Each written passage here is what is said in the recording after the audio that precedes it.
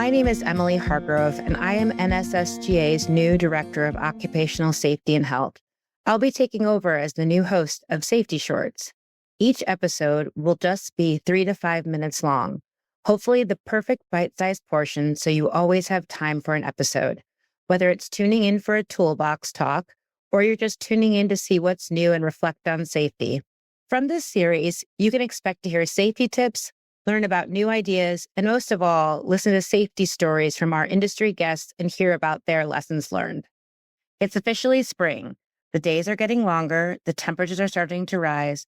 For some of us, it's the return of allergy season, and for some in the mining industry, it's time to restart seasonal operations. Historically, mining accidents tend to increase as intermittently operated mining operations resume production.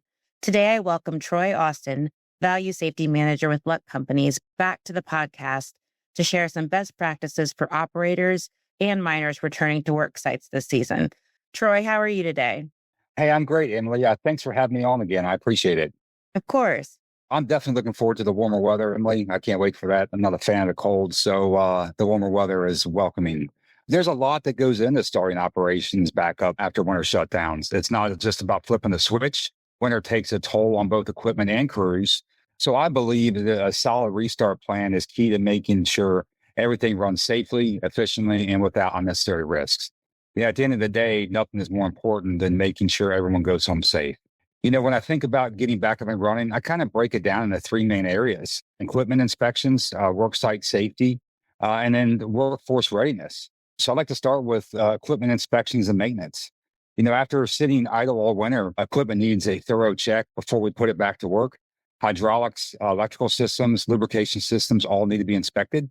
And let's not forget about emergency shutdown systems, brakes, and other critical safety features. They need to be tested to make sure that they're functioning properly.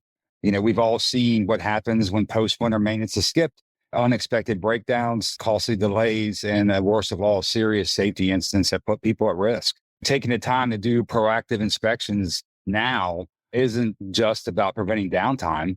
It's really about preventing accidents and making sure every team member stays safe. You know, the second one I think is around worksite safety and hazard assessments. This is a big deal. You know, worksite itself can change a lot over the winter. Unstable ground, ice buildup, water accumulation, you know, all these are critical potential hazards that put crews at risk if not properly addressed. So, you know, I think before kicking things off, it's crucial to check highwall stability, assess road conditions, and inspect structures to ensure everything is sound.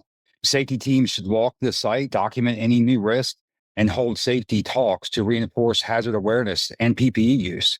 Because at the end of the day, it's not just about following safety rules. It's really about looking out for each other. And when you have a safe start, it's about looking after for one another. A safe start means a strong start. And what keeps people going home is their families at the end of every shift. And so the last one, I believe, is really around workforce readiness and training. And this is not last but least. And of course, every team needs to be ready to hit the ground running. After a long break, people need to get back into the rhythm, both physically and mentally. Let's not forget about that. That's why refresher training on emergency procedures, equipment operation, safety protocols is a must. But beyond the training itself, leaders need to set clear expectations and reinforce that rushing leads to mistakes. Mistakes in this industry can cost lives, as we all know. Taking the time to get everyone on the same page isn't about keeping production smooth. It's about making sure that no one gets hurt. Safety, I believe, isn't just a policy. It's a responsibility we all share to protect each other. And so my final thoughts really are just at the end of the day, nothing matters more than getting everyone home safe. Before restarting operations, taking the time to check and maintain your equipment, assess and address site hazards, and make sure your team is mentally and physically ready. Our industry's tough, but preparation is everything.